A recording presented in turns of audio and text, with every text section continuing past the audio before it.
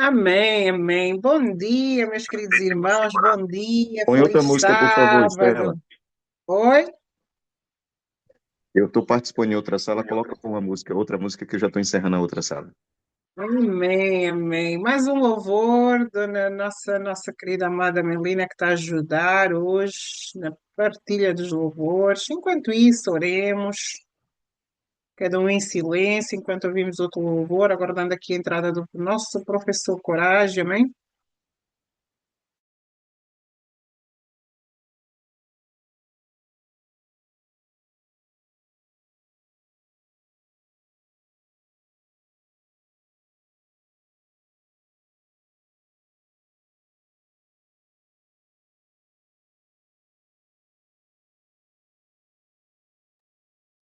Melina, estás aí?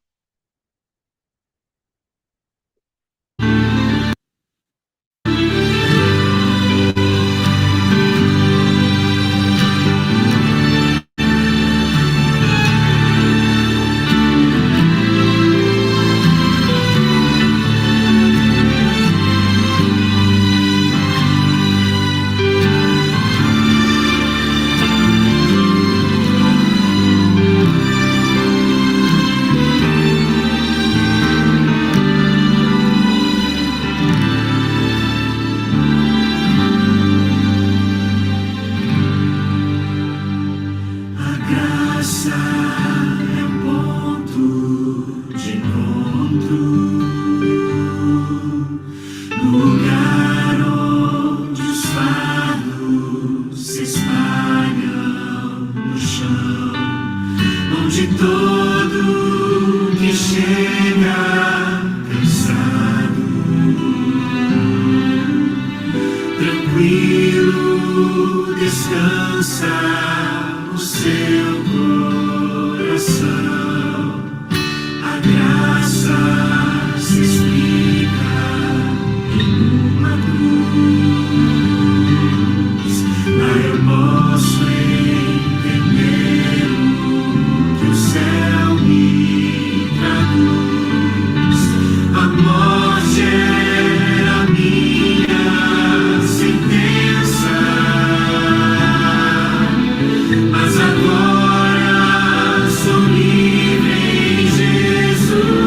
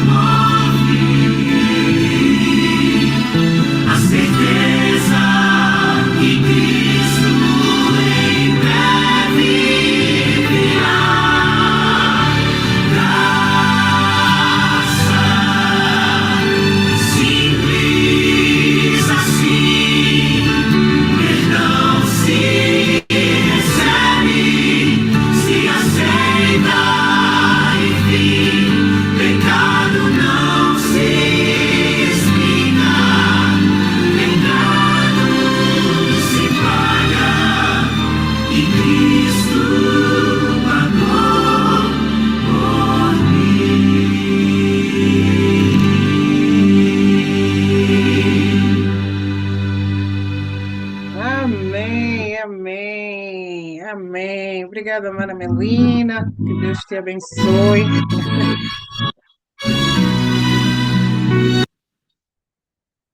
Esse hino também é bonito que ia tocar agora, hein, Stella?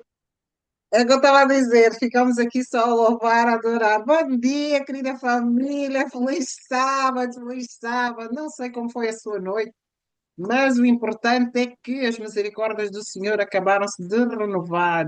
E vamos agradecer, vamos dar início aqui ao nosso estudo para que Deus possa nos abrir o entendimento e entender o que Ele quer para as nossas vidas. Nós fomos criados para adorar. E hoje é esse dia de adorar e louvar a Deus. Então oremos, peço aqui o meu querido irmão Laurentino que nos leva em oração. Mano Laurentino, abençoa-nos aí com uma oração, convidando mais uma vez a presença do Espírito Santo neste lugar e que o Espírito Santo também possa trabalhar na vida dos nossos irmãos que ainda não entraram. Liguei agora para o João também, deve ter acontecido alguma coisa, que o João está sempre aqui a horas.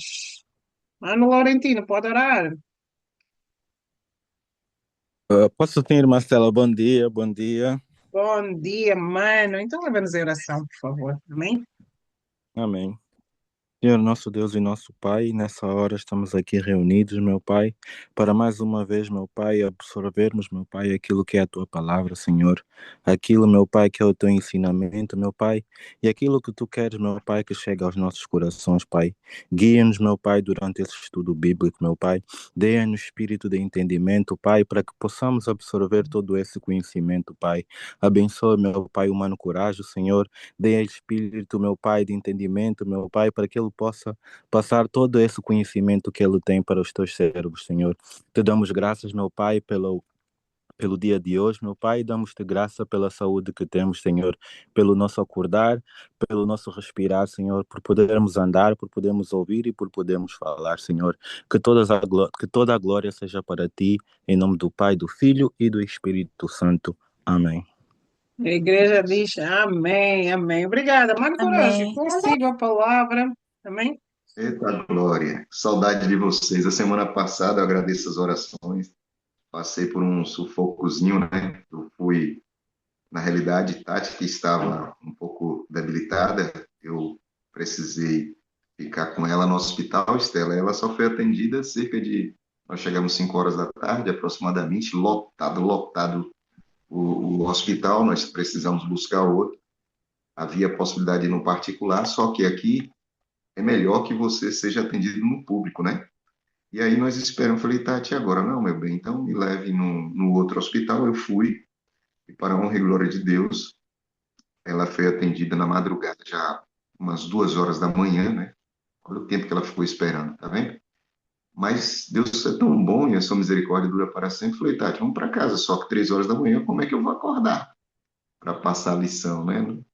Cheguei em casa, ainda fui cuidar dela, fomos dormir quase no horário de passar a lição, por isso que eu não estive aqui. Passei uns dias também um pouquinho com a saúde sensível, mas Deus e a mudança que nós tivemos que fazer mais ainda, né? Já temos o cuidado com nossa alimentação, mudamos um pouquinho mais e, enfim, estou melhor, graças a Deus. Vamos direto à Bíblia? Porque o tema de hoje é Amém, impressionante, amém. como todos os temas que nós temos aqui, né? A palavra de Deus é viva e eficaz, é mais cortante do que uma espada de 2 gumes. E hoje, Estela, essa espada está extremamente afiada, porque hoje nós temos Daniel 2. Eu me empolgo com Daniel 2, sabe, Estela? Eu gosto muito de Daniel 2. E na minha igreja, Itamaraju, quando eu tinha a oportunidade de pregar, eu falava o seguinte: vamos abrir a Bíblia no índice das profecias. Por que que eu digo isso? Porque é como um farol. Então, quando você escuta alguma coisa nova, e aqui eu não estou sendo jocoso, eu estou dizendo que volta e meia aparece uma coisa, outra coisa nova no mundo religioso, você, e eu tenho esse costume, e eu quero ensinar isso para vocês. O que que eu faço? Eu corro para o índice, Estela. Alguém fala assim, por exemplo, viu, gente? Presta atenção, hein, João? A China vai dominar o mundo. Eu corro para o índice. Daniel 2 fala, eu não vejo a China aqui. A Rússia vai dominar o mundo. A União Soviética, eu corro para o índice. Eu não vejo a União Soviética em Daniel 2. E com isso eu não estou desprezando a China e a União Soviética. Eu só estou dizendo para vocês que o índice das profecias está ali, pelo menos nesse contexto que nós vamos estudar agora. Isso é impressionante porque, como de costume, nós datamos os capítulos da Bíblia, né, ali de lápis, porque se precisar fazer alguma retificação, nós faremos ao longo do tempo. E claro que você já colocou o ano 605 como a data do capítulo 1.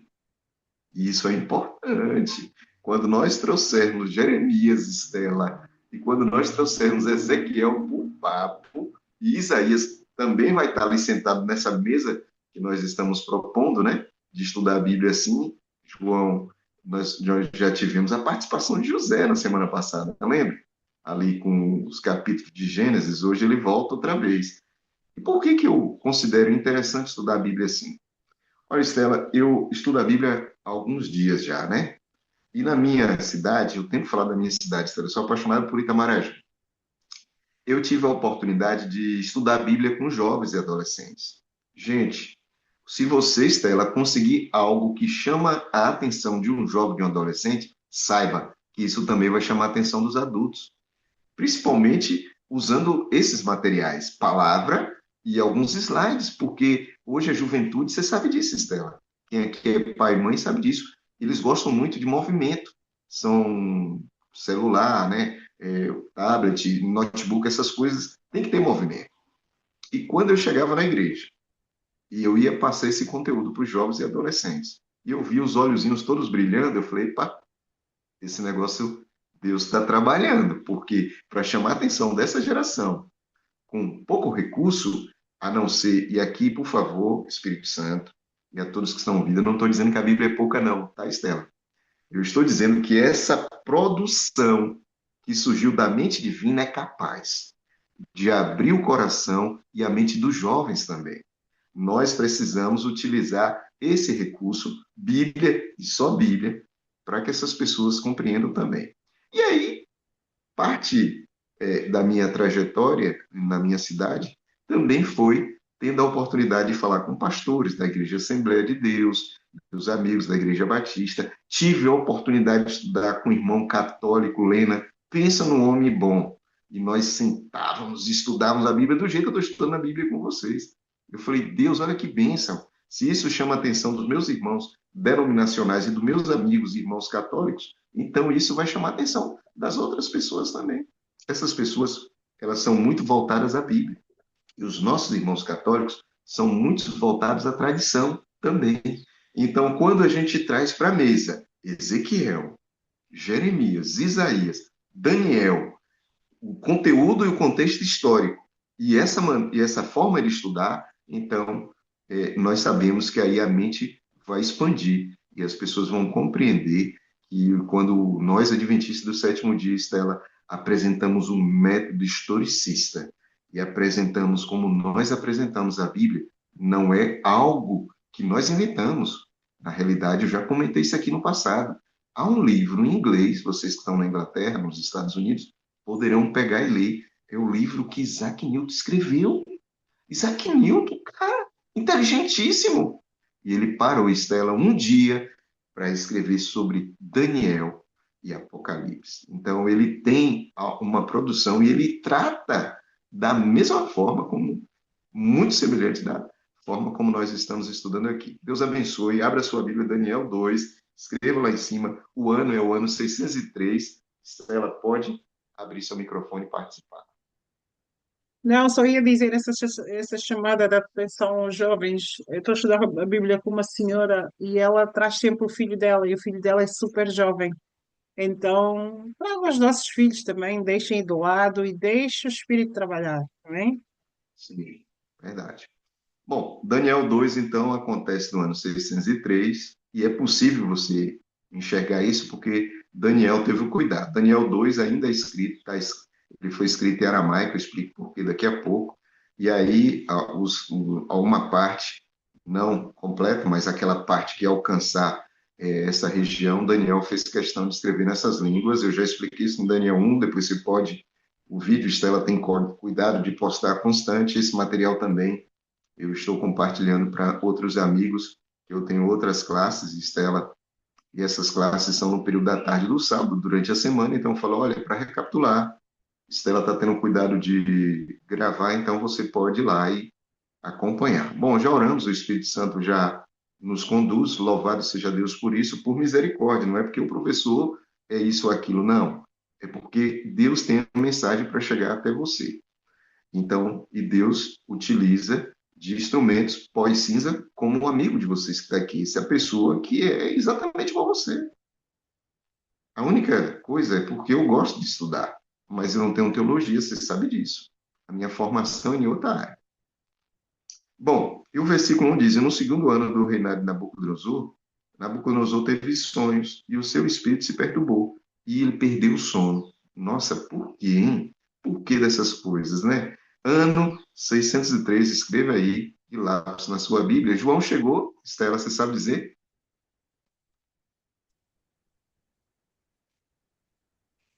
Acho que tu me ensinaste o nome do João. Acho que ele está aí, Ah, né? eu vejo. Ah, beleza. Tá, João. Tá. Opa, chegou meu futuro ancião. Hoje ele é diácono, mas ele vai ser futuro ancião. E aí o que Amém. Glória acontece? a Deus. Legal. O que acontece? Eu preciso passar esse contexto para vocês também. Olha, Helena, no passado, esses reis, e nós vamos provar isso na Bíblia agora, eles tinham uma tendência a ser, ou se passar como o próprio Deus, e em alguns momentos vocês vão ver isso, né, e eu já apresentei essa argumentação ao falar do Egito e também agora ao falar de Babilônia. Então, eles tinham uma característica de que quem ascendesse, digamos assim, quem chegasse ao trono, quem chegasse a essa condição aí de imperador, e eu estou usando palavras que talvez fossem novas para aquela época, só para que vocês entendessem. O rei, ou o imperador, ou aquele que estivesse no topo, chamado, no caso dos egípcios, de faraó, era entendido como se fosse a encarnação ou a própria manifestação de Deus, né? E Nabucodonosor, quando ele teve um sonho, ele entendia, porque ao longo do dia ele tinha uma característica peculiar, que não era restrita a Nabucodonosor. Ele se prostrava diante de imagens. Eu pergunto para você, você já viu alguma imagem falando? Não. A imagem é uma estátua. E nós respeitamos as pessoas, né, que, por desconhecer a verdade, até porque a Bíblia vai dizer em Atos capítulo 17 que Deus não leva em conta o tempo de ignorância. Então, por desconhecer que Deus não pode ser representado por nada, você fecha os olhos, se quiser, com olhos abertos, e você fala com esse Criador dos céus e da terra. Não existe necessidade de ter uma estátua, coisa desse tipo. Nabucodonosor não sabia disso. Então, Nabucodonosor se prostrava diante de imagens. Então, era uma característica desses homens entender que à noite essas imagens ganhavam vida em suas cabeças e traziam informações para eles. Então, ter um sonho significava que você estava recebendo uma resposta de, quem sabe, alguma coisa que incomodou ao longo do dia e que durante a noite os deuses, vamos chamar assim, né, traziam as suas mensagens através de sonhos.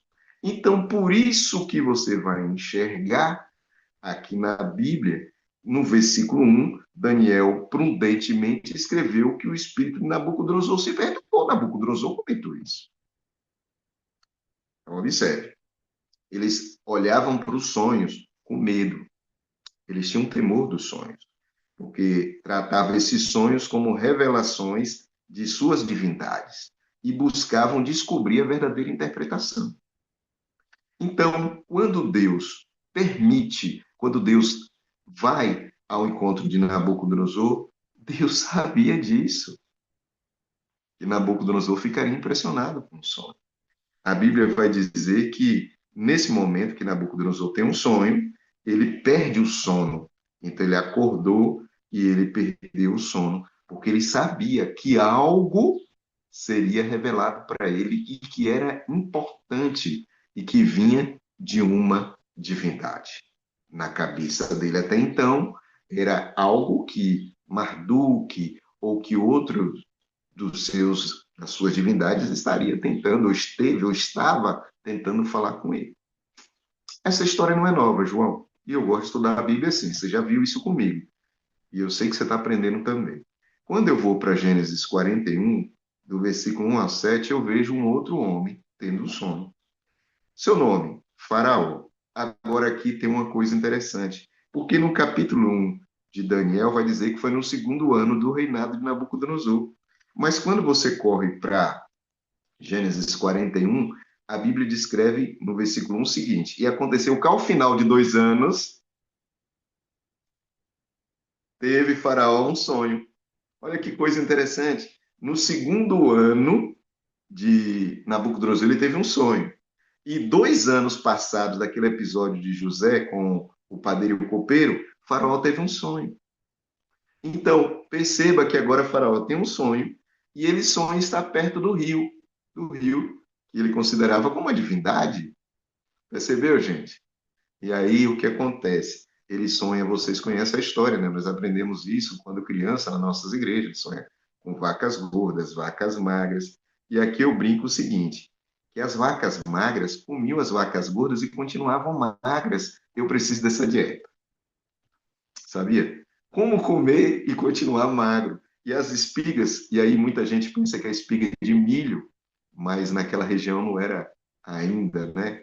É conhecido o milho, é espiga de trigo. Então, as espigas de trigo, as espigas gordas, eram devoradas pelas magras e continuavam magras. Eu preciso dessa dieta. E aí, o que aconteceu? Diante dessa realidade, isso chamou a atenção do faraó. E aí, Faraó acordou, e ele acordou porque ele sabia que era algo, que alguma divindade que na cabeça de Faraó ainda tratava, ele imaginava que poderia ser o Nilo, poderia ser a deusa que é representada pela vaca, coisa desse tipo, a produção, ou quem sabe Baal queria falar alguma coisa com ele. Hoje nós sabemos. E ele ficou sabendo também, porque José falou para ele, como Daniel vai falar para Nabucodonosor, que é o Deus do céu que estava falando diretamente com eles através do sonho. Agora, pegue a ideia. Por que Deus falou com essas pessoas assim? Ei, porque elas só iam entender dessa forma. Vocês observaram que Deus não mandou um profeta dizer: Nabucodonosor, o Espírito Santo me encheu de poder, eu estou falando para você. Não, Nabucodonosor não daria atenção, nem Faraó também. Então Deus vai falar com Faraó e com Nabucodonosor dentro da sua realidade. Está vendo por que você não pode criticar os nossos irmãos de outras denominações? Perceba que, diante desse momento em que eles têm essa luz, Deus vai utilizar dessa luz que eles têm e vai falar o coração deles para que eles venham para outra luz, que é a luz da palavra completa. Eu gosto de estudar a Bíblia assim, justamente porque a mente expande e nós vamos entender melhor como Deus, na sua misericórdia e graça, alcança todos os corações. Quantos casos você já ouviu de pessoas que estavam dentro de um show de rock e o Espírito Santo falou para ele: saia daqui, aqui não é o seu lugar. Ou a pessoa está pronta para cometer alguma loucura na vida, contra a própria vida, ou contra a vida de alguém, ou contra o patrimônio de alguém, e ouve uma música, ou lembra de uma passagem, ou lembra de algo, ou aparece algo ali que o impede de cometer essa loucura, e ele fala: Deus falou comigo. Paciência. Deus trabalha no coração de todos os seres, de todos aqueles que permitem receber essa mensagem. Nada impede que a pessoa receba a mensagem de Deus e insista em fazer o mal. O próprio Lúcifer foi assim. Quantas vezes vamos imaginar? O próprio Deus chegou, o próprio Jesus chegou, o próprio Espírito chegou, os outros anjos conversaram com ele. E ele insistiu no erro e deu no que deu. O livre-arbítrio continua existindo, sempre continuará existindo. Nós somos livres, somos seres inteligentes e que somos livres para tomar a decisão que quisermos. Agora, o Espírito sempre avisará: cuidado, não faça isso, vai por aqui, vai por ali. E a mesma coisa vocês vão observar aqui na história de Faraó e na história de Nabucodonosor. Estela,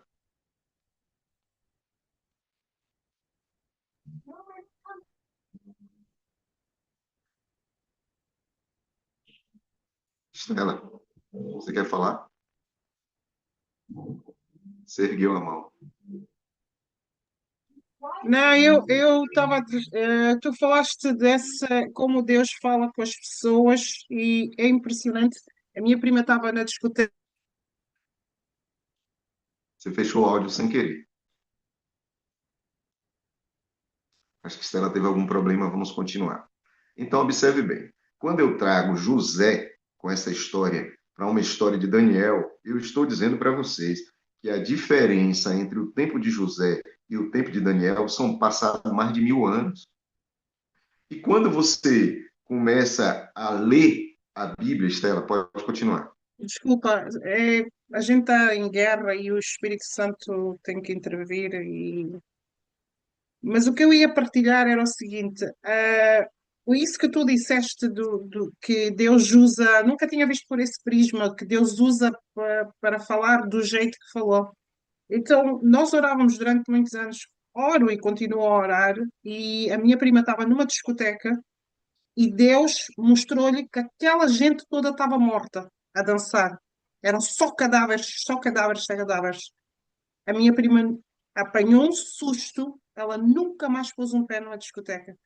Se eu fosse, se eu já lhe tinha dito que aquele mundo não era o que Deus, que agradava a Deus, né? Mas pelas minhas palavras, como tu disseste, se a gente usasse, o Espírito Santo usasse alguém, a pessoa não ia entender. Mas Deus foi diretamente com ela, abriu os olhos dela e ela disse: Prima, eu vi, ninguém me contou. Ela nunca mais pôs o pé naquele mundo. Pois é. Tem vários casos na Bíblia, né? Quando, por exemplo, e isso eu vou deixar para o Apocalipse, por isso que eu convido você a ser assíduo, ou que pelo menos acompanhe os vídeos, porque quando nós chegarmos no Apocalipse, isso vai explodir de ideias dentro da Bíblia que a gente nunca olhou por esse lado, Estela, como Deus fala com as pessoas. Então, e eu também não estou dizendo que Estela hoje, que tem conhecimento, Lena, que já está estudando a Bíblia, Laurentino, isso vai acontecer conosco, não. Se hoje, presta atenção, hein? Foi bom Estela fazer esse comentário. Se hoje eu decido, por exemplo, me prostrar diante de uma imagem, eu já tenho conhecimento. Olha, a postura divina para aquele que não conhece a verdade de uma forma, para aquele que conhece a verdade de outra forma. Percebeu? Então, nós que já estamos estudando e já avançamos nesse momento de estudar melhor como Deus e o que ele pede, o que está escrito, então a nós a história é outra. Então eu não posso. Já pensou o tanto de tempo que eu estou aqui passando a mensagem para vocês? Essa estrada toda de vida ao lado de Cristo. Se amanhã eu resolvo adorar Baal, aí a coisa é diferente. Voltando ao versículo 2, então eu dizia, Estela, que existe um lapso temporal aí, provável de mais de 1000 anos, entre José e Daniel. Então Deus alcança o faraó dos dias de José naquilo que ele conhecia, Estela. E depois ele alcança Nabucodonosor na realidade de Nabucodonosor. João, isso é interessante, isso é impressionante, isso mostra o tamanho da misericórdia de Deus, da graça de Deus. Quantas pessoas que nós sabemos hoje, Lena, que estão vivendo em países que nós chamamos o país, a janela das 40, que não tem acesso à Bíblia. Essas pessoas também estão recebendo, de alguma forma, o Espírito tem movido para que eles entendam a palavra de Deus. E eles serão conhecedores também. E quantas pessoas que estão na China, na Índia, na Rússia, que têm divindades diferentes do Deus eterno que nós conhecemos? Percebe? Nós precisamos fazer a nossa parte. E o Espírito continuará movendo corações para que sejam convertidos ao Deus eterno. O versículo 2 diz assim: Nabucodonosor acorda. Eu também acordaria espantado se eu fosse Nabucodonosor. E agora você já entrou na realidade de Nabucodonosor, você também acordaria. Já pensou? Às vezes a gente se incomoda com outro sonho que nós temos. Imagina ele, que achava que aquilo vinha do céu, ou do seu Deus. Só que aqui entra um detalhe interessante, eu preciso trazer José e agora também Moisés para a história, hein? Porque o rei mandou chamar os magos, no versículo 2. Então, quando você acorda de manhã e você teve, ou quando, por exemplo, eu tive uma dificuldade recente, lembra que eu contei? E eu clamei a Deus e fui buscar a ajuda daqueles que eu acredito que poderiam me ajudar. Na sua cidade, quando você está digamos, em aperto, você normalmente busca sua mãe, seu pai, alguém que você confia. E Estela, Nabucodonosor fez o mesmo. Ele acordou e falou: já sei quem vai resolver esse problema para mim. Em quem Nabucodonosor confiava? O versículo 2 diz: magos, astrólogos, encantadores e caldeus. Na minha infância, na minha juventude, eu conhecia pessoas que não saíam de casa antes de ver o horóscopo. Então a pessoa acordava de manhã, ele ia para ver qual era o prognóstico para o dia dele. Aí ele diz que ele tem um signo tal, as pessoas confiam nisso. Tem gente que não dá um passo sem fazer isso. Nabucodonosor era do mesmo jeito. E aí Nabucodonosor reuniu esse povo todo. Só que tem um detalhe interessante. Essa característica não era só de Nabucodonosor. Vai para Gênesis 41:8. Olha o que acontece em Gênesis 41:8. E aconteceu que pela manhã o espírito de Faraó se perturbou. Então, Estela, olha o detalhe aí, João. O espírito de Nabucodonosor estava perturbado, mas o de Faraó, mais de 1000 anos também, antes desse episódio, também se perturbou. Claro, a mensagem era de um Deus. E eu estou tratando essa mensagem com o contexto da época. Por favor, entenda isso. Eu sei que foi Deus que mandou a mensagem. Mas nós precisamos entender a cabeça de Faraó e Nabucodonosor, gente. E aí o que aconteceu? Quando o Faraó acordou, Estela, quem que ele chamou? Ele chamou os adivinhadores, ele chamou os sábios, ele chamou as pessoas que ele confiava. Então, peraí. E isso nós temos que começar a entender. Quer dizer que Nabucodonosor, ele pensava exatamente como o Faraó? Exatamente isso mesmo.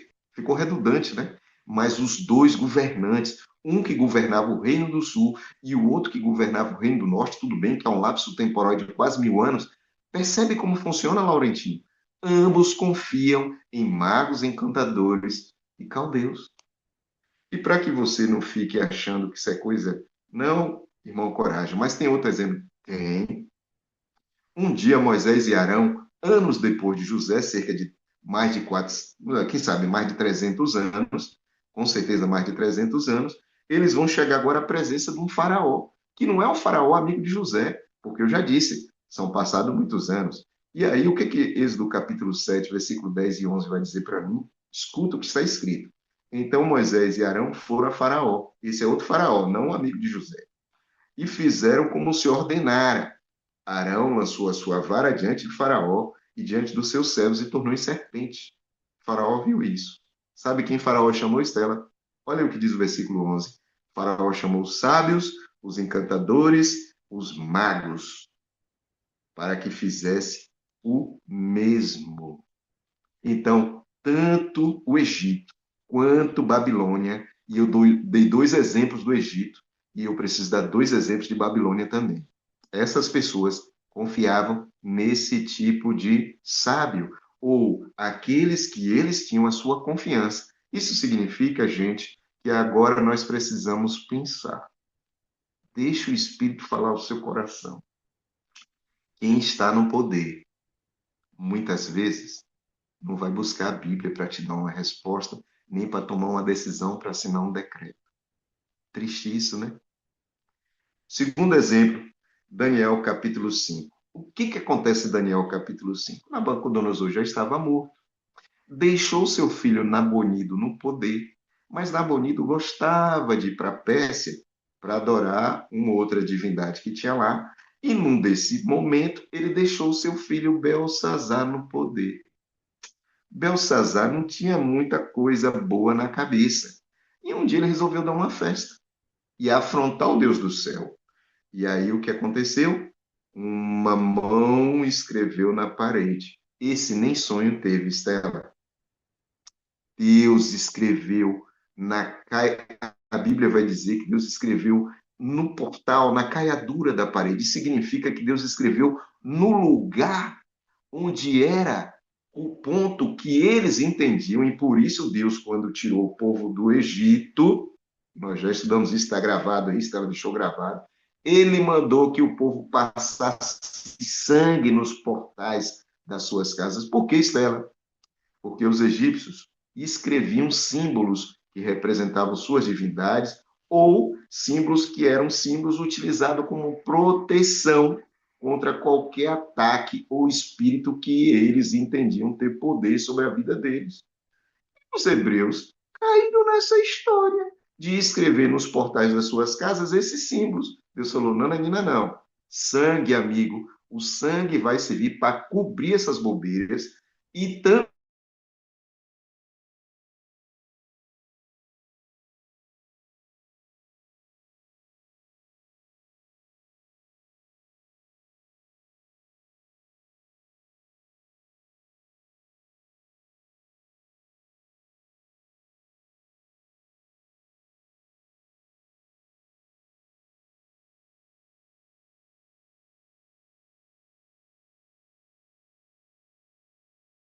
que ele precisava saber, porque escreveu em um ponto em que ele sabia ser importante ter uma proteção. Nada está por acaso na Bíblia. Quando Belsazar viu isso, João, ele ficou aterrorizado.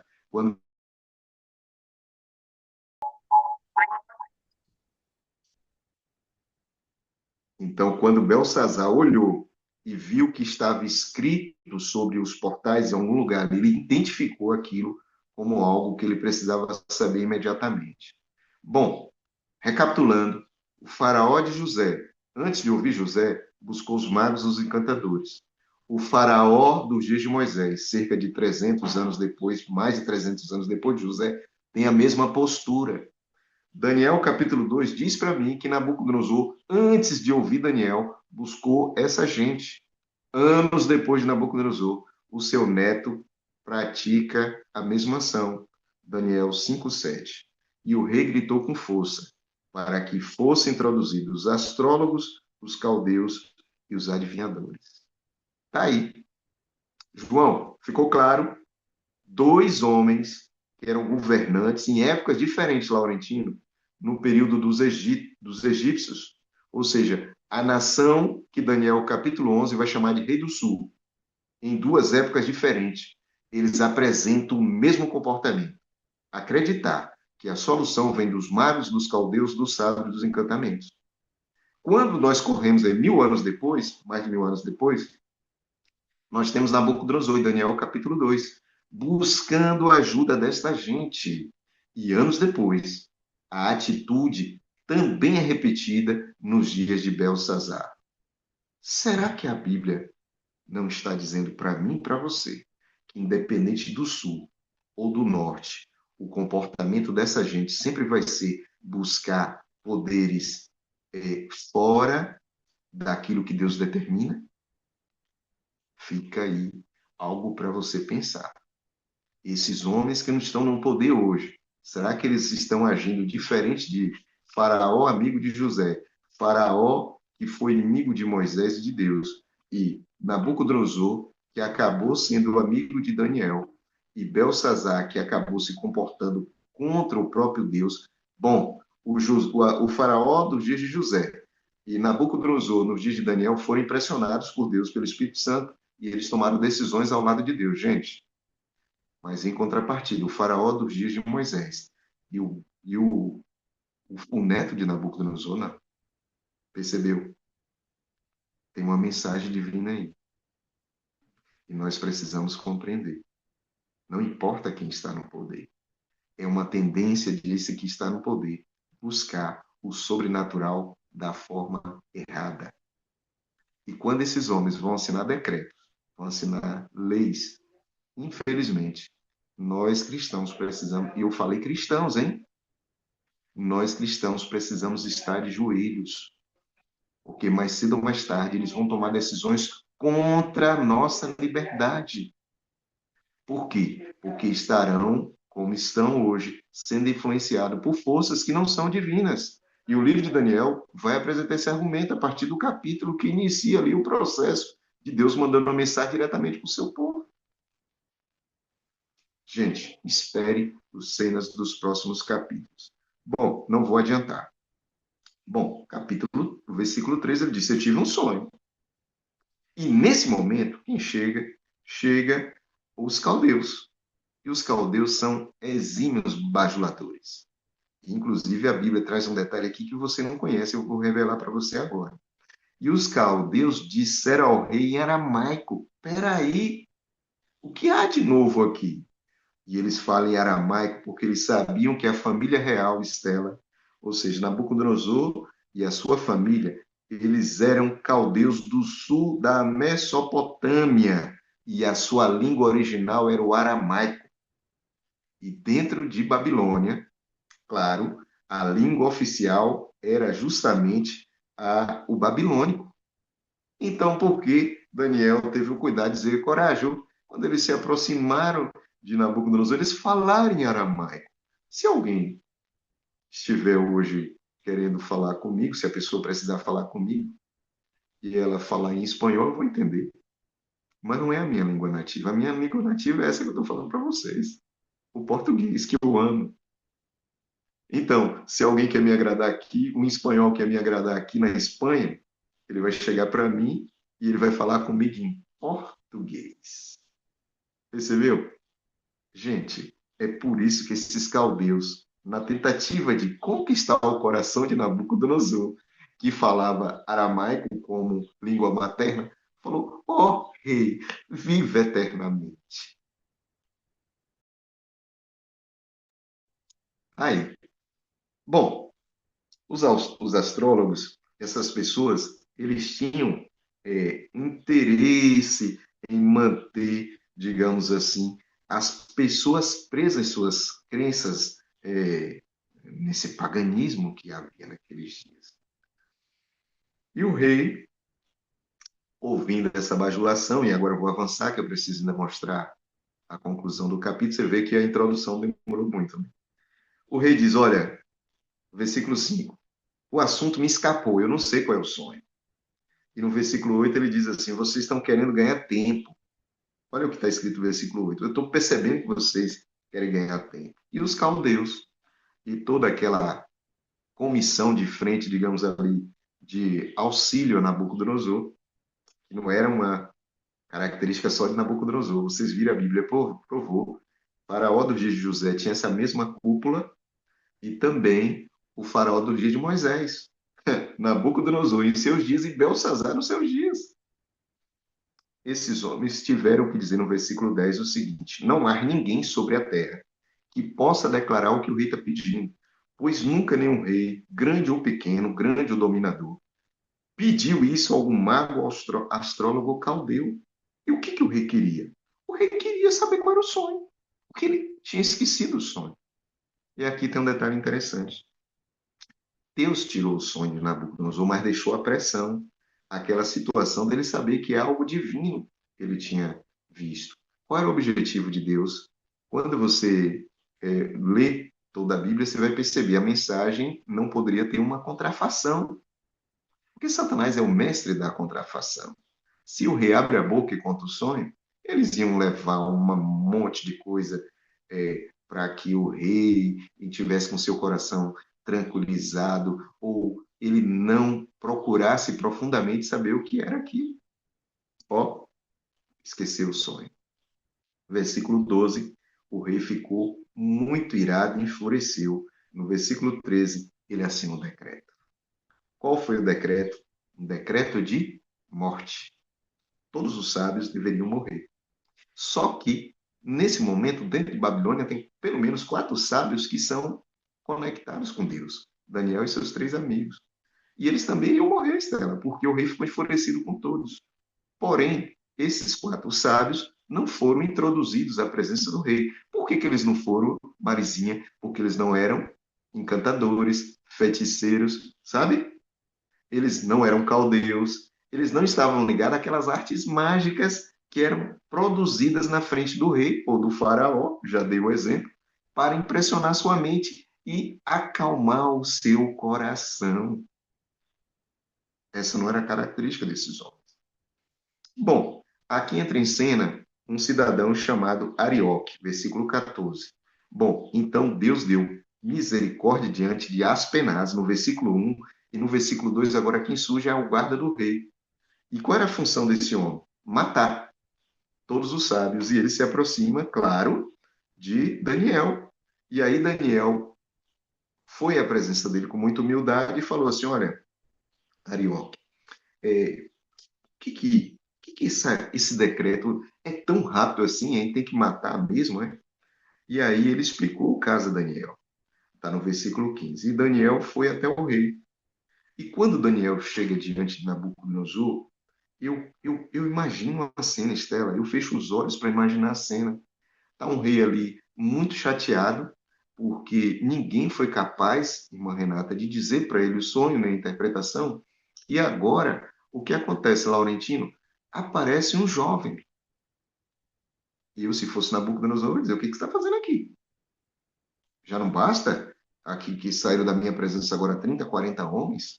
O que você está fazendo aqui, rapaz? E ainda era um hebreu. Vocês lembram o que eu disse no versículo 8 que chama a atenção? No versículo 8, Nabucodonosor diz àqueles que estavam na sua presença: percebo que vocês querem ganhar tempo, mas, como nada na Bíblia está por acaso, no versículo 16, 8 versículos e uns abaixo, Daniel entra na presença de Nabucodonosor e pede tempo. Percebeu? Nabucodonosor manda exterminar os outros porque ele percebeu que as pessoas queriam tempo. Mas quando Daniel entra, Daniel pede tempo e ele concede tempo a Daniel. O que eu vejo aqui? Daniel era um excelente cidadão. Alguém que tinha credenciais suficiente para fazer um rei enfurecido dar tempo para ele, tempo que o rei não deu a toda a sua cúpula e aqueles que estavam ao seu lado, que eram pessoas da confiança de Nabucodonosor. Pegue a visão. Nós pregamos com nossa boca, mas pregamos muito mais com o nosso comportamento e nossas ações.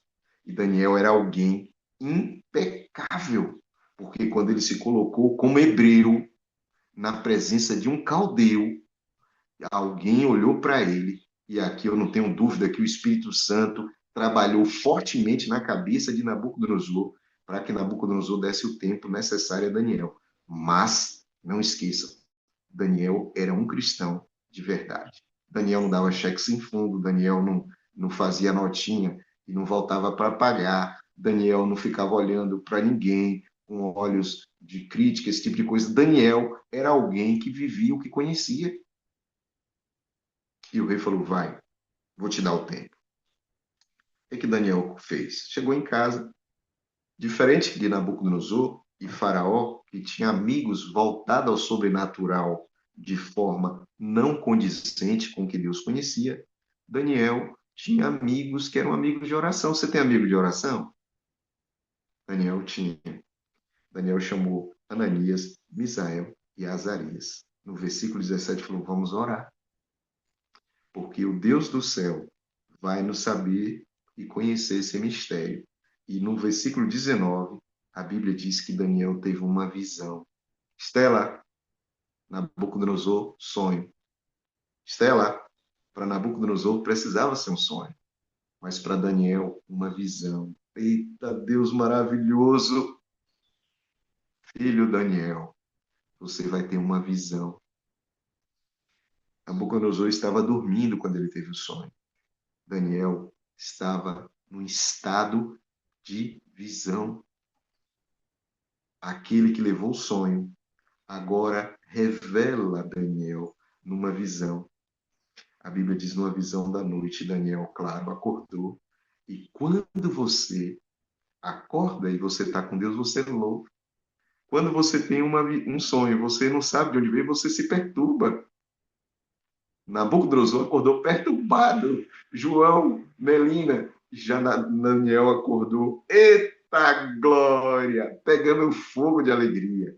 E ele chegou e falou assim, gente, que Daniel entendeu. Versículo 21, ele fala, esse é o Deus de eternidade e eternidade. Versículo 20, é o Deus de sabedoria e força. Ele muda os tempos e as estações. Pega essa frase e guarda. Porque lá no capítulo 7 vai aparecer o inimigo utilizando de alguém para mudar os tempos e a lei.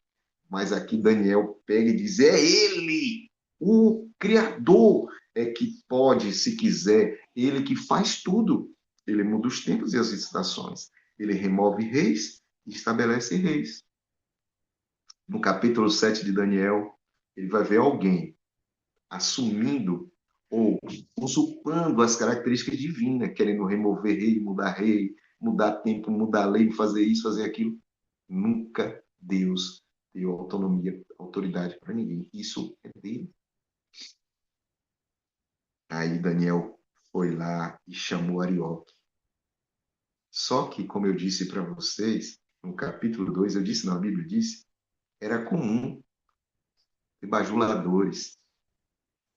E Daniel agradece a Deus quando ele chega para Arioque. Arioque corre, Estela, no versículo 24 e 25, e ele coloca Daniel na presença de Nabucodonosor. E para ganhar moral com Nabucodonosor, ele fala: achei um homem dentre os cativos de Judá, o qual fará saber ao rei o sonho e a interpretação. Foi Arioque que achou Daniel. Vocês estão vendo que esse versículo 25 está confirmando aquilo que nós falamos no versículo 4? Eu nem duvido que Arioque tenha dito isso em aramaico, hein? Para agradar o coração do rei. Estava todo mundo ali numa situação de tristeza, né? Tensão pela morte que seria promovida se Deus não tivesse aberto as janelas do céu e revelado a Daniel. Bom, a Bíblia vai dizer no versículo 26 o seguinte: respondeu o rei e disse a Daniel: você pode fazer com que eu conheça, com que eu saiba o sonho e a interpretação? E aí Daniel tem a mesma atitude de José, lembra? Há um Deus no céu. Foi isso que José disse para Faraó. E Daniel repete: há um Deus no céu. Versículo 28. E claro que Daniel, ele disse justamente aquilo que os magos também disseram: olha, o que o rei quer, nem sabe, nem astrônomo, ninguém. Sobre a face da terra, ninguém. Mas há um Deus no céu. Bom, há uma diferença sensível, porque Faraó lembrava do sonho, Nabucodonosor não. Os magos, o faraó dos dias de Moisés estava ali na presença de Moisés, não foi um sonho. Pega a visão. Belsazar também estava na presença ali, ele não teve um sonho, ele simplesmente viu, foi uma ação divina. Ô Estela, houve uma ação divina nos dias do faraó de Moisés, houve uma ação divina nos dias de Belsazar. Houve um sonho nos dias de José e houve um sonho nos dias de Daniel. Um sonho no dia de José dado a faraó, e no caso de Daniel, a Nabucodonosor. A Bíblia não se repete, se amplia? Já parou para pensar nisso? Claro que na profecia isso fica muito mais claro, né? Bom, e aí Daniel começa a dizer ao rei o que o rei viu. Versículo 3: tu estava e viu uma grande estátua. E aí Daniel vai dizer: olha, a estátua era de ouro, de prata, de bronze e de ferro. E há uma mistura de barro e ferro no final. Por que Deus deu esse sonho de uma estátua a Nabucodonosor? A intenção de Deus eu já disse para vocês. A Bíblia vai dizer isso para a gente, era impressionar Nabucodonosor. E para a gente entender, durante muito tempo eu me perguntei, Estela, mas por que tinha que ser ouro, prata, bronze, ferro e pedra? Claro que eu não vou tratar disso agora, porque mais à frente nós vamos trazer esse assunto, quem sabe já nos dias lá do Apocalipse, mas tem uma ligação também com os objetos do santuário, que eram de prata, ouro e de bronze. Mas eu quero que vocês entendam o que está escrito em Daniel 5:23, 5:4 e 5:23, que é justamente o episódio que acontece ali no dia de Belsazar. Olha o que está no versículo 4 do capítulo 5, ou no versículo 4, capítulo 5, é dito assim, Daniel diz isso no episódio que acontece ali com Belsazar, diz assim: e eles beberam vinho e deram louvores aos deuses de ouro, prata, bronze, ferro, aí surge a madeira e a pedra. Você não acha que não é por acaso que a estátua tinha esses metais? Ele tinha esses metais, por quê? Porque aquelas pessoas tinham uma tendência de adorar divindades que eram produzidas por esses metais, com esses metais. E para confirmar isso, você vai ver no versículo 23, quando Daniel falou: por que vocês se levantaram contra o rei do céu? Por que vocês fizeram isso? E por que vocês deram louvores aos seus deuses de prata, de ouro, de bronze, de ferro, de madeira e de pedra? Então, a estátua tinha metais, que eram metais utilizados também para a fabricação dessas pseudo-divindades, vamos chamar assim. Então, nós estamos diante de uma realidade de um Deus de misericórdia que fala ao coração de um homem que era idólatra e tinha essas imagens produzidas por esse metais justamente porque precisava ter uma mensagem muito maior. E por que a estátua tinha uma forma humana? Porque Deus estava tratando para eles de que aqueles reinos eram reinos de homens e que iam passar justamente com a aparição de uma pedra que representava o reino de Jesus.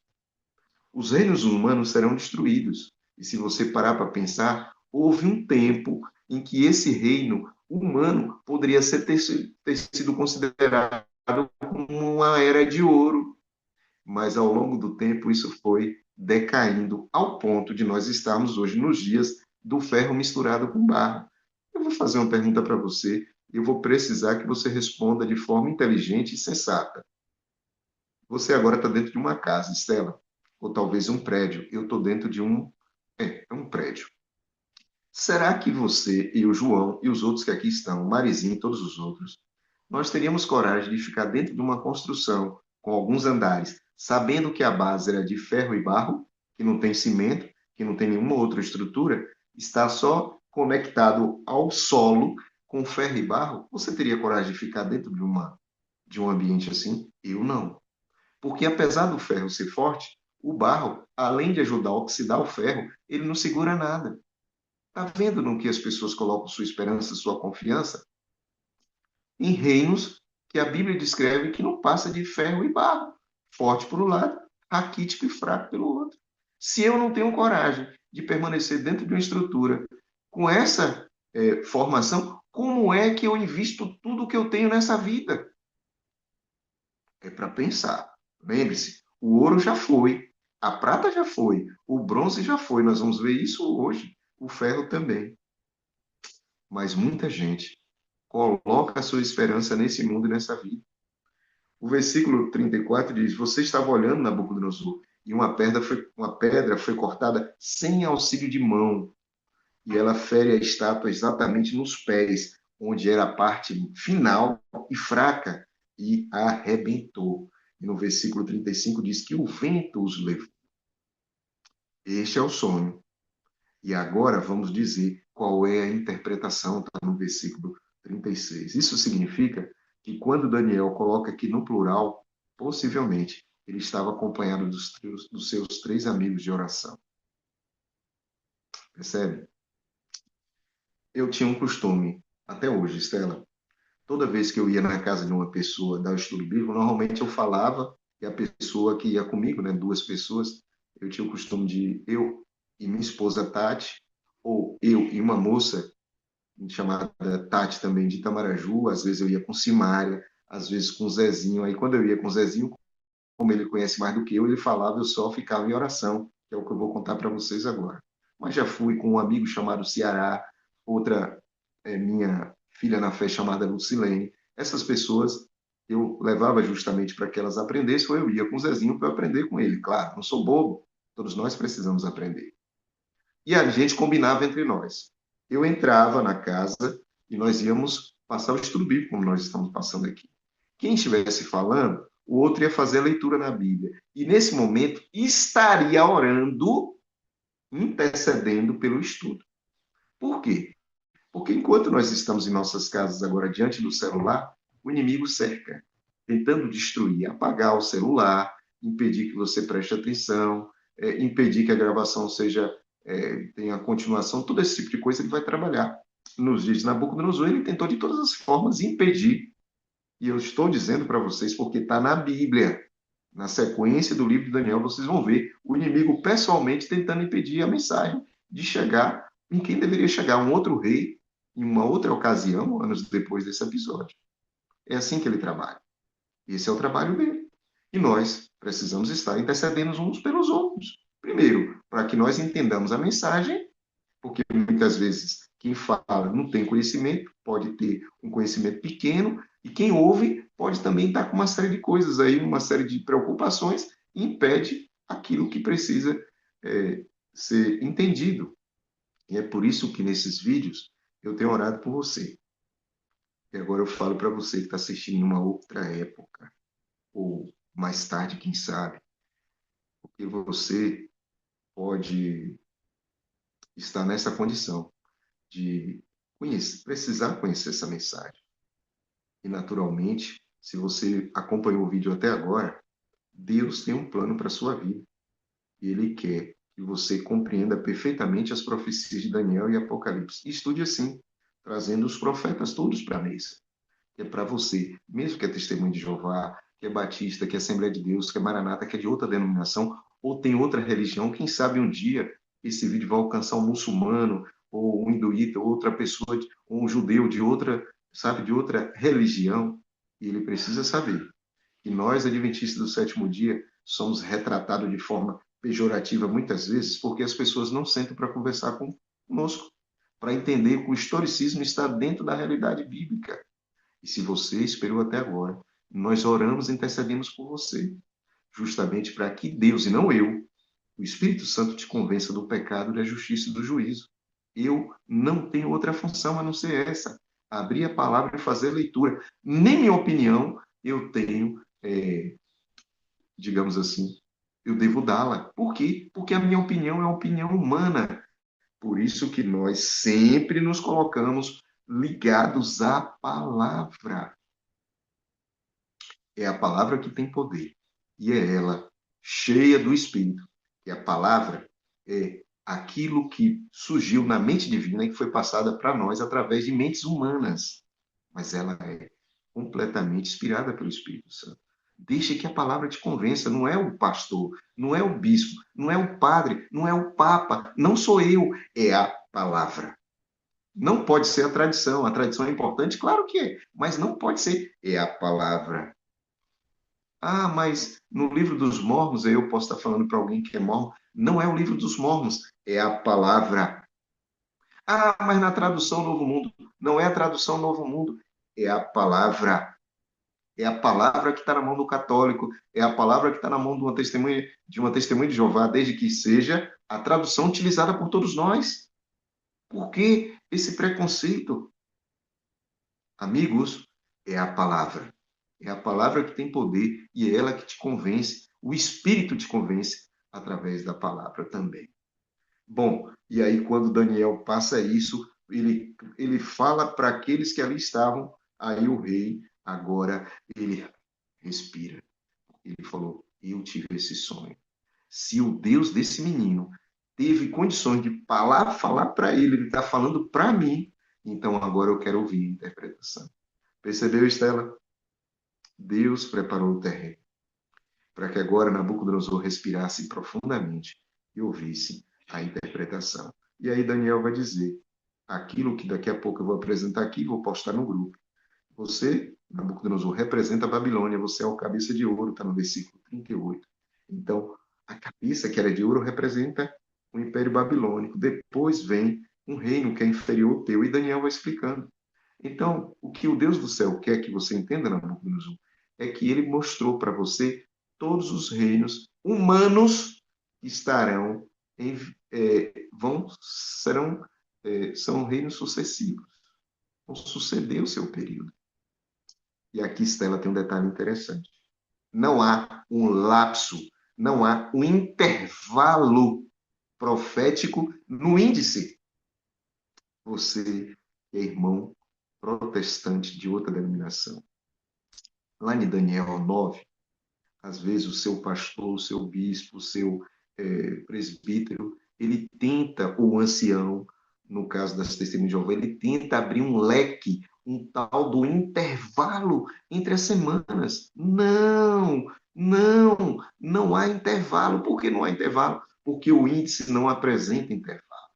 Mostra uma sequência histórica. Primeiro, o império é o império em que Daniel estava, a Babilônia. Depois vem os medos e persas.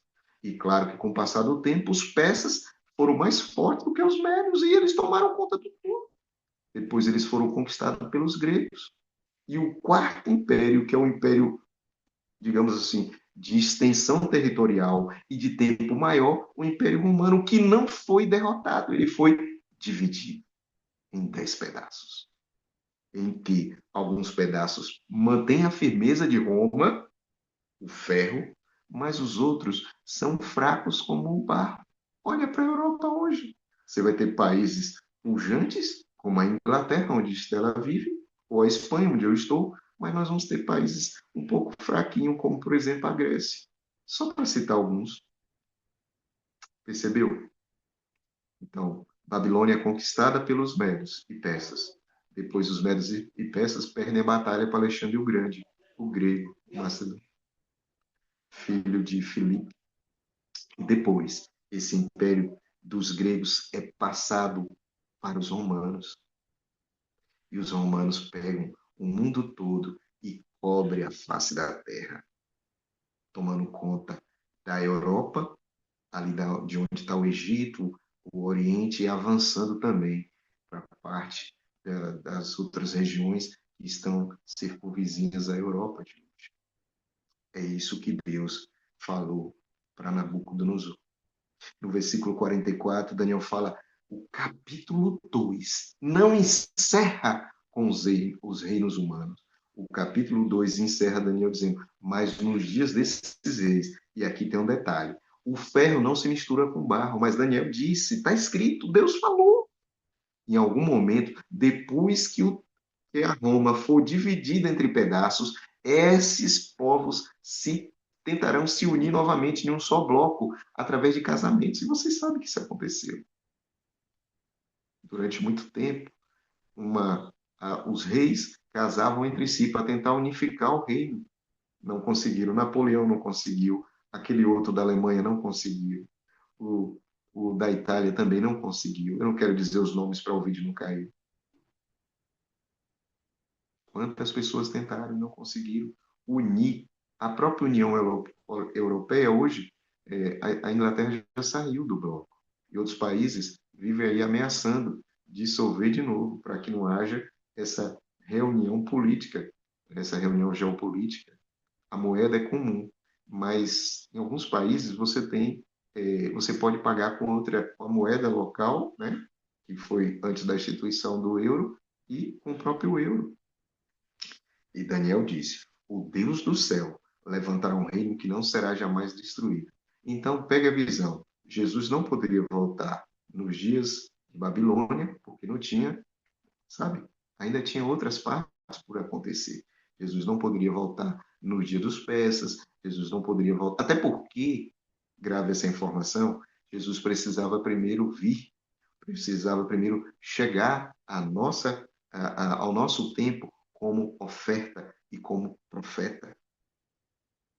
E antes de assumir o seu papel de rei, ele precisava ser sumo sacerdote. Então, tinha toda uma situação por acontecer para que Jesus pudesse aparecer como Messias, e ele veio, se bem que os judeus não o aceitaram. Depois ele precisava assumir funções sacerdotais. Por fim, ele agora está se preparando para voltar como rei, não mais como uma criança, como oferta ao profeta. Agora ele vem como rei. E nesse intervalo, ele exerce a função de sumo sacerdote, que nós vamos compreender na sequência de Daniel. Versículo 45, assim como sem mãos humanas, o ferro, o bronze, a prata, o ouro, tudo foi desfeito, Deus fez saber ao rei que um dia ele dominará sobre todas as coisas. O certo, ele fala, o sonho é certo e fiel é a interpretação. Nabucodonosor agora entendeu que o Deus do céu tinha mandado uma grande mensagem para ele. E ele caiu aos pés de Daniel para adorá-lo. Isso é uma característica de alguém que ainda não tem a luz completa. Se bem que, quando nós estivermos estudando o livro do Apocalipse, nós vamos ver João também se prostrando para adorar o anjo Gabriel, que disse, não faça isso. E 2 vezes, pelo menos, João tentou fazer isso. Vocês vão ver Nabucodonosor com essa mesma característica. E Daniel, certamente, não aceitou a adoração. E o que acontece? Agora, o rei engrandeceu Daniel e colocou Daniel como governador de toda a província da Babilônia. E ainda Daniel intercedeu a favor dos seus 3 amigos, que eu acredito que ali estavam, para que eles exercessem funções importantes na administração de Babilônia. Lembre-se o que aconteceu com José, quando José é introduzido à presença de Faraó, 2 anos depois do episódio em que José esteve no calabouço, sendo testado 2 anos depois, no segundo ano de Nabucodonosor, ou seja, 2 anos depois que Daniel também passou por uma prova, agora Deus ergue José para ser o governador do Egito. Deus levanta Daniel para ser o governador de Babilônia. Sua vida está difícil? Confie em Deus. Segura na mão de Deus. Continue com Deus. Porque no momento certo, Ele vai tirar você dessa circunstância difícil e vai colocar você numa posição em que agrada a Ele e que vai certamente ser melhor para você. Por isso, eu não estou dizendo que você vai chegar a ser primeiro-ministro, nada disso. Eu só estou dizendo para você que esse Deus fiel que foi e agiu na vida de José, também na vida de Daniel, está agindo na sua vida. E agora, rapidamente, Stella, eu preciso só mostrar o material que eu vou disponibilizar no grupo nosso. E aí, Stella, eu vou entrar aqui no computador e eu vou te pedir que, por favor, você habilite para que eu esteja na condição de poder, né, no notebook, poder apresentar esse material que eu vou colocar lá no grupo. E tu, que está nos acompanhando agora pela internet, pode ser que você queira, né, ter acesso a esse material. Ele é um material que nós fizemos para espalhar mesmo, como diz, para aqueles que gostam de profecias, e só pedir. Você pode pedir para a Estela, né? Ou pode pedir lá no, onde nós disponibilizamos os estudos, e com o maior prazer do mundo nós vamos enviar para você. Bom, é um fly, digamos assim, que nós fizemos para facilitar o entendimento. Então, aqui, só falar um pouco sobre essa região. Então, o ano é o ano 603, Babilônia toma conta do mundo, digamos assim, conhecido, né? Onde estavam ali os judeus, do ano 605 até o ano 539. Então, esse é o período que Babilônia, cabeça de ouro, teve esse período, né? Em que Babilônia entra ali na profecia como com destaque. Depois nós temos o período dos persas, né? Dos medos e persas, que é do ano 539 até o ano 331. Datas, né? Esse período é antes de Cristo. E observe que não tem intervalo. Como eu disse, não há intervalo aqui. Bom, depois, um detalhe. O reino babilônico é identificado em Daniel capítulo 2. Quando chegar os sumérios, chegarem ao poder, Daniel também vai identificá-los. Tá? Então, a sequência permanece identificada ali no próprio livro de Daniel. E os gregos também, do ano 331 até o ano 168 a.C. Então, perceba que a Bíblia é linda demais. O Espírito Santo conduziu esses homens para que as coisas ficassem exatamente como deveriam ficar.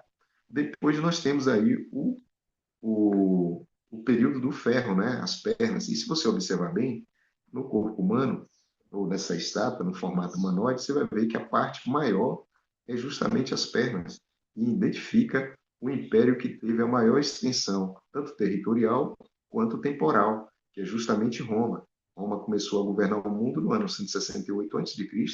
e Roma foi dividida ali no ano 476. Essa data, claro que nós vamos estudar isso com mais detalhes a partir dos próximos capítulos. A ideia hoje era enfatizar justamente isso. Bom, e a parte dos pés apresenta aí o reino dividido, como o próprio Daniel diz, uma parte de ferro, ou seja, Roma não morre, ela continua sendo, com sua influência, ainda no período da divisão, porém agora tem o barro que é frágil. E isso vai acontecer justamente a partir do ano 476, quando surge aquilo que eu e você hoje conhecemos como Europa. Eu já vou mostrar quais foram essas 10 divisões, mas só rapidamente, você vai observar aqui que onde você, na Bíblia, diz os medos e persas, hoje você já sabe que é o Irã.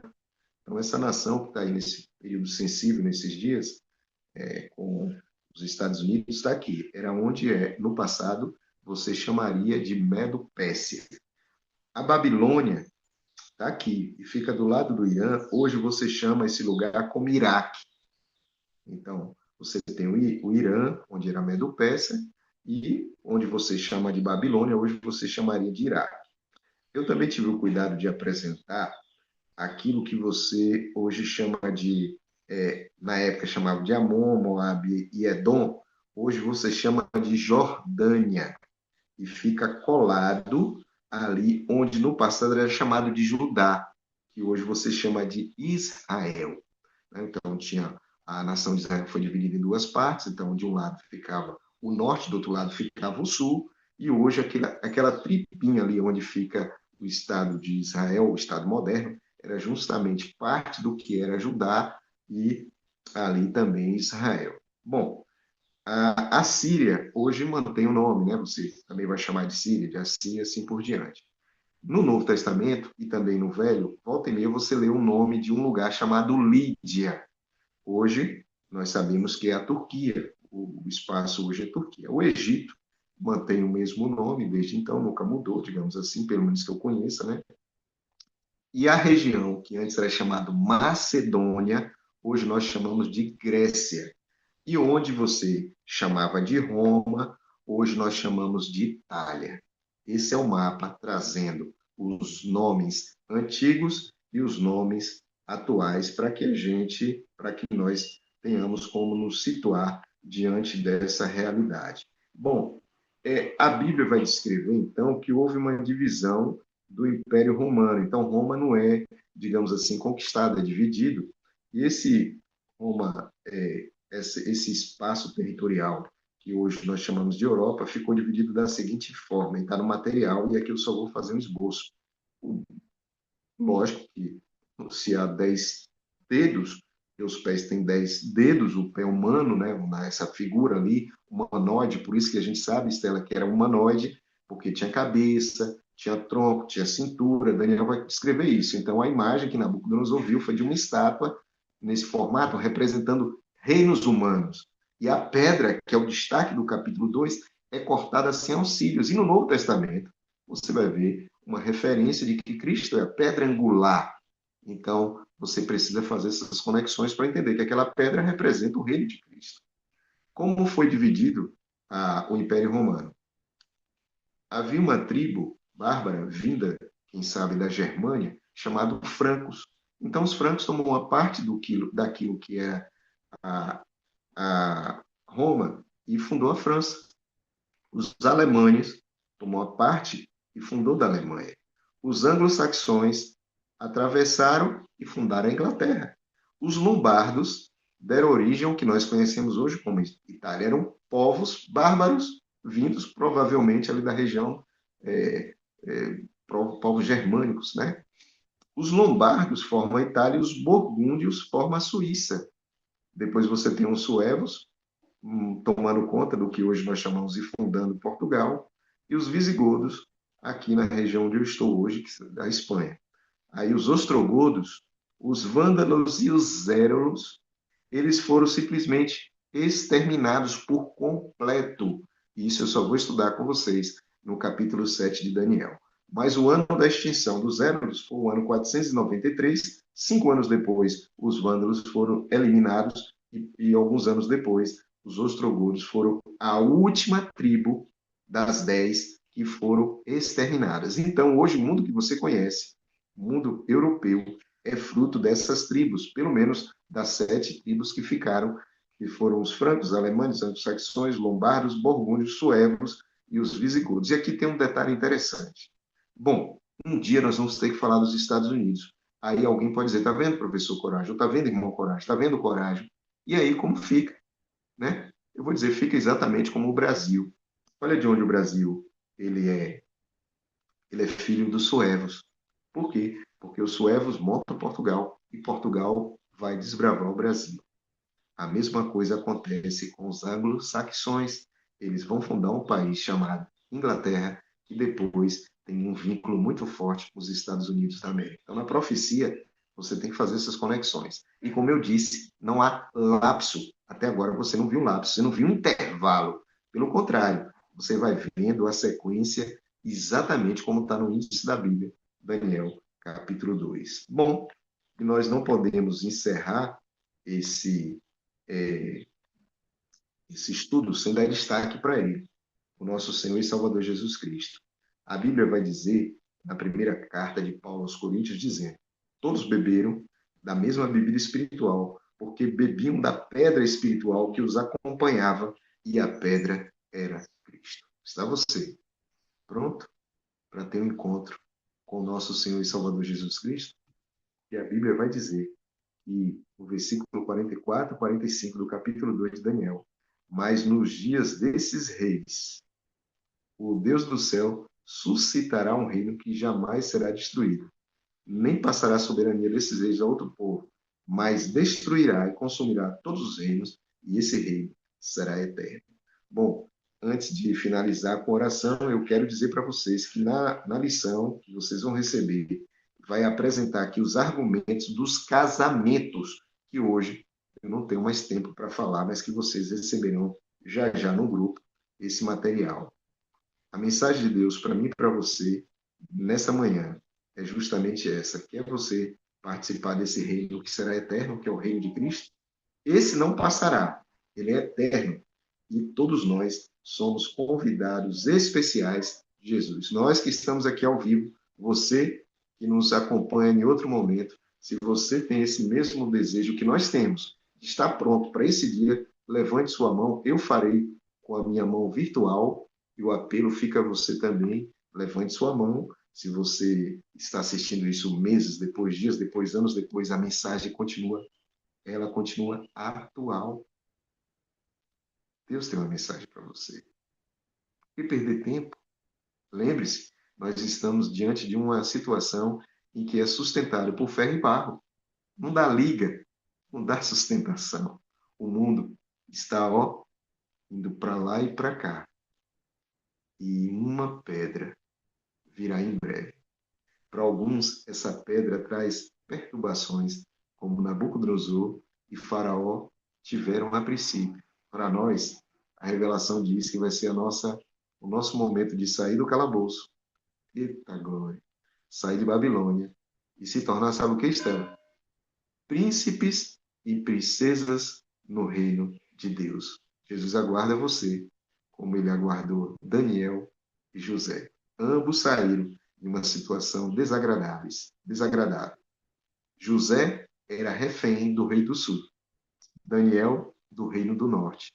E ambos chegaram ao topo, porque o rei do céu assim determinou.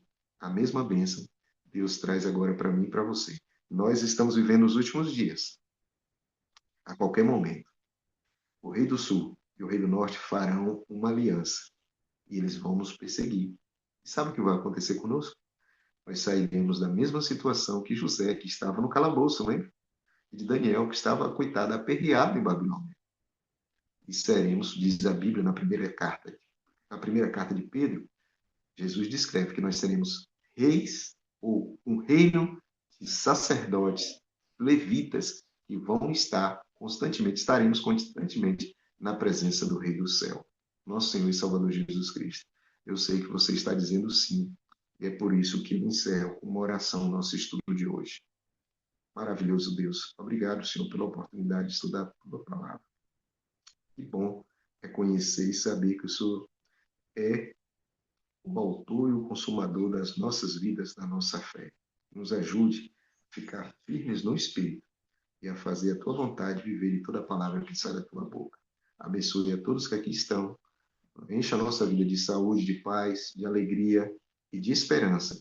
E logo o Senhor retornará para nos colocar todos na tua presença, numa condição que vai ser de eterna bênção e paz. Ajude os nossos irmãos que estão acompanhando essa série em suas casas e abençoe, Senhor, aqueles que agora nos ouvem e que permanecem com dúvidas, para que eles continuem estudando e tomando decisões ao teu lado e fazendo a tua vontade. Obrigado por tudo, por essa grande misericórdia, por essa graça abundante. Nós te agradecemos e te oramos em nome de Jesus. Amém, Senhor. Tá aí. Se alguém Amém. quer fazer alguma pergunta, esse é o momento. Amém. Amém. Bênção pura. Obrigada, Amém. mano, Eu coragem. tenho filho Não sei aí. se alguém tem alguma pergunta, mas só Eu quero tenho que ir. agradecer. Eu tenho que ir ouvir a gravação hoje. Não consegui prestar muita atenção, que hoje sobrou para mim. Hoje tive que abrir a igreja, então não consegui prestar muita atenção. Mas vou Eu ouvir o vi. vídeo e assim que eu tiver uma dúvida, eu vou entrar em contato com o professor. Amém. Amém, amém.